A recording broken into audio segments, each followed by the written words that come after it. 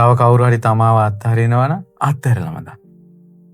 උඹට මාව එපා නම් එපා. මටත් එපා.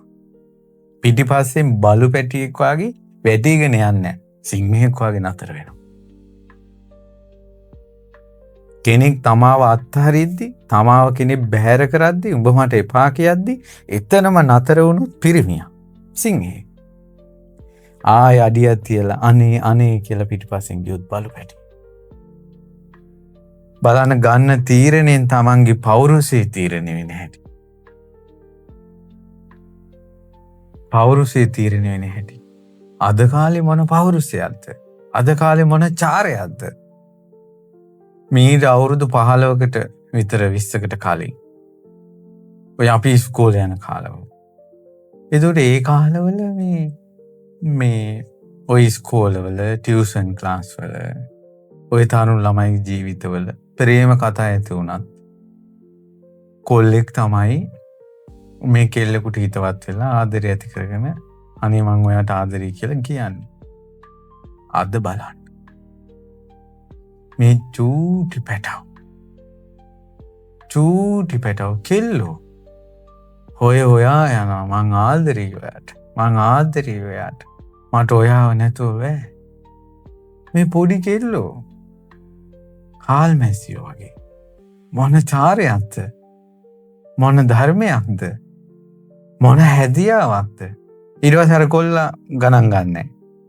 දැන් අර ඉස්සලා කිව්වේ ඒ වගේ නම් අනිත් පැත්තට හරවා ගන්න. ආයි පිටිපස්සෙන් එනවා. තමාව යම් කෙනෙක් අත්හැරියොත්, තමාව බැහැර කළොත් අත්හැරලම දාන්න කියනවා. තමයි කියන සිංහකම. මේක වරදවා තේරුම් ගන්නෙම පවුල් පන්සල් කඩා ගන්න එපා. මේ කියන්නේ මම මේ කැම්පස් වල ළමයිනේ මේකට දායකත්ව දරලා තියෙන්නේ. මම මේ ඔයාලගේ තරුණ ජීවිතේ දුකක් නිවා ගන්න කාරණාවක් කියන්නේ. පිටිපස්සෙන් යන්න එපා. අත්හරින කෙනා අත්හැරලම දාන්න. යමෙක් තමාව අත්හරිනනම් තමාද ඌ අත්හැර ඌට ආසා නොකළ යුතු. මේ රහතන් වහන්සේලා දරාගෙන ආපු ගාථාවක් විස්තර කරන්න. තමාට හිතවත් නැති කෙනා හා ඇසුර පවත්වා පළක් නැහැ. තමාට හිතවත් නැහැ. කොහොමද හිතවත් නැති? කෙල්ලෙක් කියන්නේ ගෙදරකට අම්මට තාත්තට බරක් වෙන්නේ කෙල්ලගේ චරිතේ. ටියුෂන් යනකොට පිටිපස්සෙන් ඇවිල්ලා අම්මා කෙල්ල රැකගෙන තමයි කැම්පස් එකට යවන්නේ. රැකියා ආයතනෙට යවන්නේ. එතකොට ඒ කෙල්ලගේ ජීවිතේ වටිනාම දේ බවට පත් වෙන්නේ කෙල්ලගේ චරිතේ. ඒ කෙල්ල ආදරය කරන කොල්ලා ඒ කෙල්ලගේ චරිතයට හානි කරන්න දෙනවනම් එතන හිතවත්කම නැහැ. පිවිතුරුකම නැහැ. එතකොට ආදරය කියලා චරිතයට හානි කරන්න දෙනවනම් එයා හිතවත් නැහැ. එතකොට නුවණ තියෙනවා, ප්‍රඥාව තියෙනවා නම් ඒ කෙනාගේ අසුර වැඩක් නැහැ. පුදුම එකක් ඉතින්. මේ විදිහට බැලුවොත් කීයෙන් කීයක් ප්‍රේම ගතා ඉතුරු වෙයිද දන්නේ. ඊට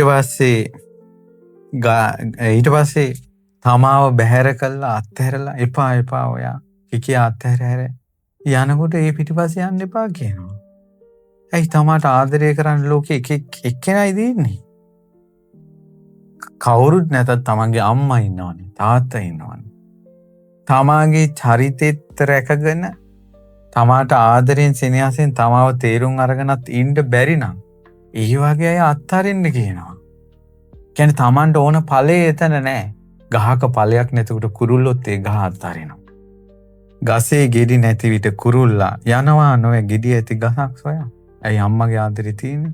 තාත්තගේ ආදරේ තියෙන්නේ? සහෝදරයන්ගේ ආදරේ තියෙන්නේ? සුදුසු කාලයේදී ඔවුන් ආදරේ සොයලා දෙන්නේ? ලෝකයේ මහ විශාල නොවේ. ඇයි මේක පටු වෙන්නේ ඇයි එක තැනකට? ඔයාලා මුළු ජීවිතේම මේ හරි ලස්සන බණ කතාවක්. ඉස්කෝලේ යන ළමයි හිතන්නේ එයාලගේ මුළු ජීවිතේම පන්ති කාමරේ හැදෙනවා කියලා. ඒ නිසා යා අනාගතේ බඳින කෙනා පන්ති කාමරෙන් හොයා ගන්නවා. එයාලා හිතන්නේ සම්පූර්ණ තමන්ගේ ජීවිතේ ටියුෂන් ක්ලාස් එක කියලා. එයා ඉගෙන ගන්න එකයි රැකියාවයි තමාගේ බිරිඳයි ඔක්කොම ටියුෂන් ක්ලාස් එකෙන් හොයනවා. එයා ටියුෂන් ක්ලාස් එකෙන් හොයනවා මුළු ජීවිතේම. ඊට පස්සේ ඔන්න එයා කැම්පස් එකට යනවා. කැම්පස් එකට ගියාම එයා හිතන්නේ මුළු ජීවිතේම මුළු ලෝකෙම අර කැම්පස් එක කියලා. මේ ලෝකේ මහ විශාලයිනේ. මේ ලෝකේ විශාලයි. සියලු සත්ව කොටස් ඉන්නේ කැම්පස් එකේ විතරක් නෙවෙයි. ඒ නිසා තමාව බැහැර කරලා, තමාව රිද්දලා, තමාට ගණන් උස්සගෙන යන චරිත පිටිපස්සේ ලුහු බඳින්න හොඳ නැහැ. ලුහු බඳින තාකල් දුක. ඔය එක ප්‍රශ්නයකට උත්තරයක්. සමස්තයක් වශයෙන් ගත්තොත් ප්‍රේමතෝ ජායති සෝකෝ ප්‍රේමතෝ ජායති භයං. ප්‍රේමය නිසාම සෝකය උපදින. ප්‍රේමය නිසාම බය උපදින. ප්‍රේමතෝ විප්පමුත්තස්ස. ප්‍රේමය කියන එක හිතින් නැති කරගත්තොත් නත්ති සෝකෝ කුතෝ භයං. සෝකයක් නෑ, මොන භයන්ත. කොච්චර දුක් අන්තරා මිනිස්සු විඳිනවද කියලා බලන්න. ප්‍රේමය නිසා, ආදරය නිසා, බැඳීම නිසා කොච්චර විඳිනවද. ඊළඟට බලන්න මහා කස්සප තෙරුන්ගේ විරාගය. උන්වහන්සේ අවුරුදු 12ක් බද්දා කාපිලානි සමග එකම ඇඳේ වාසය කළා, නිදාගත්තා. ඒ වෙනකොට මේ පිප්පලි කුමාරයා, මහා කස්සප තෙරුන්ගේ ගිහි නම පිප්පලි කුමාරයාගේ රූපය දෙවෙනි වෙන්නේ බුදුරජාණන් වහන්සේට විතරයි. එච්චර ලස්සනයි, හැඩි දැඩි කඩවසම්. බද්දා කාපිලානිගේ ශරීරය ලස්සන දෙවෙනි වෙන්නේ යසෝදරාවට විතරයි. එච්චර සුන්දරයි. ඒ දෙදෙනා අවුරුදු 12ක් එක ඇඳේ හිටියා. රාගසිතක් උපද්දවන්නේ නැතුව. එහෙම මුනිවරු හිටියා. ඒ යසෝදරා මහා රහත් තෙරණියගේ සංසාරයේ පිවිතුරු ආදරේ උතුම් බඹසර ඒව සිහි කරන්න. ප්‍රේමයේ දුක විඳිනකොට පූජනීය ප්‍රේමයක් තිබුණ යසෝදරා කතාව සිහි කරන්න. හැබැයි ඒ පිවිතුරු ප්‍රේමයේ තුලත් ලෝක සදාතනික ධර්මතාවය සිද්ධ වුණා. ප්‍රේමතෝ ජායති සෝකෝ ප්‍රේමතෝ ජායති භයං. ඒ මහා බෝධිසත්වයෝ යසෝදරාවන් සමග අතීතයේ කිඳුරන්ව වාසය කරද්දී ඔවුන් නැටුම් ගැයුම් වැයුමින් සතුටු විපරීතයෙන් සෙනෙහසින් ආදරෙන් සිටියා. දිනක් මහා වැස්සක් ඇදහැළුණා. එතකොට කිඳුරා ගඟෙන් එහා පැත්තේ නටනවා, කිඳුරිය මේ පැත්තේ නටනවා. කිඳුරා බටනලා වයනවා, කිඳුරිය මෙහි නටනවා. ගඟෙන් ඒ පැත්තට පයින්නවා, මේ පැත්තට පයින්නවා. ආදරෙන් එක මොහොතේ, එක අවස්ථාව, එක පාරම ගඟේ වතුර වැඩි වුණා. ඈත පේනවා කිඳුරා, ඈත පේනවා කිඳුරිය. දෙන්නා දෙපැත්තක. ජීවිතේට කවදාවත් ඒ කිඳුරී වෙන් වෙලා වාසය කරලා නැහැ. ඔය මේ පෙනි හඬා ඉඳලා තියෙනවා. වතුර ඉවරුණ ගමම්ම ඉක්මනට ඇවිල්ලා මේ කිඳුරී වෙනදගෙන ගොඩාක් ඇඬුවා. එක දවසක් වෙන්ව වාසය කරපු එක ගැන. එතකොට එදා ඉඳලා එකම එක දවසයි උන්ට අවුරුදු 100 ගණන් ආයුෂ. එකම එක දවසයි වෙන්ව ඉඳලා තියෙන්නේ. ඒ කිඳුරී සෑම දවසකම රාත්‍රියට ගොඩාක් අඬනවා කියනවා. එකම එක දවසක් වෙන් වෙච්ච එක සිහි කරලා. පිවිතුරු ප්‍රේමයක් තිබ්බ. ජීවිතේටම එකම එක දවසයි වෙන් වෙලා තියෙන්නේ. හැමදාම සතුටින් ඉඳලා තියෙනවා. එහෙම ආදරයකත් ඇඬිල්ල තිබ්බා. ප්‍රේමය නිසා දුක උපදිනවාමයි. ප්‍රේමය නිසා ශෝකය උපදිනවාමයි. ප්‍රේමය නිසා වැළපීම උපදිනවාමයි. අඬන එකේ පුදුමයක් නැහැ.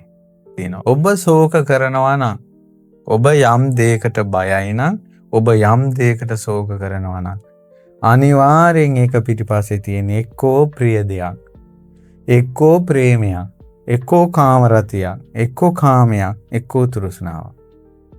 ඔයින් තොරව ශෝකේ හටගන්නේ නැහැ. ඔයින් තොරව මේ බය හටගන්නේ නැහැ. වැළපීම් හටගන්නේ නැහැ. ඔය ඇස්වල කඳුළු පිරෙන්නේ ඒක නිසා. දැන් ඔය අඬන්නේ සතර සතිපට්ඨානෙ වැඩින්නේ නැහැ කියලාද?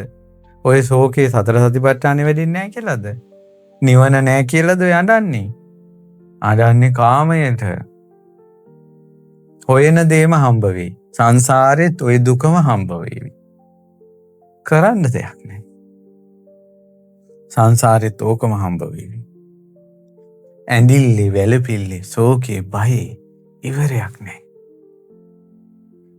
යන්න වෙනවා පටාචාරා වගේ. පටාචාරත් නම් බුදු කෙනෙක්. ඒ වගේ විඳෝ යන්න. මෙන්න මේ බණපද ටිකවත් ඇහෙන්නේ පින්වතුනි. ගෞතම බුද්ධ ශාසනයට මේ අවසාන යුගයේ. මේන් පස්සේ මේ ශීඝ්‍ර වෙන තාක්ෂණික සැඩපහර ඉදිරියේ හදවත ඇතුලේ ඇවිලෙන ගින්න රාග ගින්න ඉදිරියේ කාම ගින්න ඉදිරියේ පුංචි පැටව පවා කාමයෙන් දැවෙද්දී රාගයෙන් දැවෙද්දී චූටි පැටව ඒටම හරියන්ට තාක්ෂණයක් තියෙද්දී ආයනම් කොමන දහමක්ද ඉදිරි ලෝකෙට දහම උරුම නැහැ. අවසාන යුගයයි මේ. පුළුවන් නම් ඔබ අතර එක්කෙනෙක් හරි ගැලවී යන්න. එක්කෙනෙක් හරි. ප්‍රේමය නිසා, ආලය නිසා, රාගය නිසා, කාමය නිසා, තෘෂ්ණාව නිසා, රතිය නිසා ශෝකෙමයි උපදින්නේ. බයමයි උපදින්නේ. පුළුවන් නම් තේරුම් ගන්න. මේ අවසාන යුගයේ බුදුරජාණන් වහන්සේගේ දහමට ආස කරන්න. මේ දහමත් එක්ක එකතු වෙන්න. බුදුරජාණන් වහන්සේගේ බණ පද අහන්න ආස කරන්න. ගොඩාක් කුසල් රැස් කරගන්න. ශ්‍රද්ධාව දියුණු කරගන්න. පන්සිල් පද පහ රකින්න. විවාහ වෙනකල් තරුණ දරුවෝ නම් විවාහ වෙනකල් කාම වැරදි කාම සෙවණෙන් ඈත්ව වාසය කරන්න. Taman නිසා කෙල්ලෙකුට හානියක් වෙන්න දෙන්න එපා. ඊළඟට Taman නිසා තව පිරිමියෙක් පොළඹව ගන්න එපා. විවාහ වෙනකල් චරිත රැකගන්න. ඒක බඹසර. විවාහයෙන් පස්සේ තමගේ ස්වාමියා බිරිඳ හැර අනාචාරය දෙන්න එපා. ඒක ඔබගේ බඹසර. ඒ සීලෙන් ඔබ දෙව්ලොව උපත්වනවා. හොඳට ධර්මය අහලා ශ්‍රුතේ දියුණු කරගන්න. මසුරු මල දුරු කරලා දන් දෙන්න. මේ රාගය නිසා, ප්‍රේමය නිසා, ඇල්ම නිසා දුක උපදිනවා කියන ඒ සනාතන ධර්ම තේරුම් ගන්න ප්‍රඥාව ඇති කරගන්න. අපිට හැම දෙයක්ම අත්හැරලා යන්න වෙනවා. ඔබ යම් කෙනෙකුට දාදරේ අනිවාර්යෙන් යව අත්හරින්න වෙනවා. මේක තමයි අනිත්‍ය. ආය හම්බ වෙන්නේ නැහැ. ප්‍රඥාව ඇති කරගන්න. ශ්‍රද්ධා, සීල, සුත, ත්‍යාග, ප්‍රඥා තමයි මේ දුකෙන් ගැලවෙන්න තියෙන හයිය. ඒ පහට මහන්සි වෙන්න. බණ පද අහන්න, සත්පුරුෂ ඇසුර නිතර ලබන්න. ඔබගේ ජීවිතය සූපත් කරන්න මේ බණ පද වලට පුළුවන්. ඒ නිසා මේ දරුවන්ට, මේ පින්වතුන්ට, සියලු දෙනාට ශෝක බය දුරු කරවන මේ උතුම් දහමෙන් පිහිට ලබන්න වාසනාව ඇති වේවා කියලා එක හිතින් සෙත් පතන්න.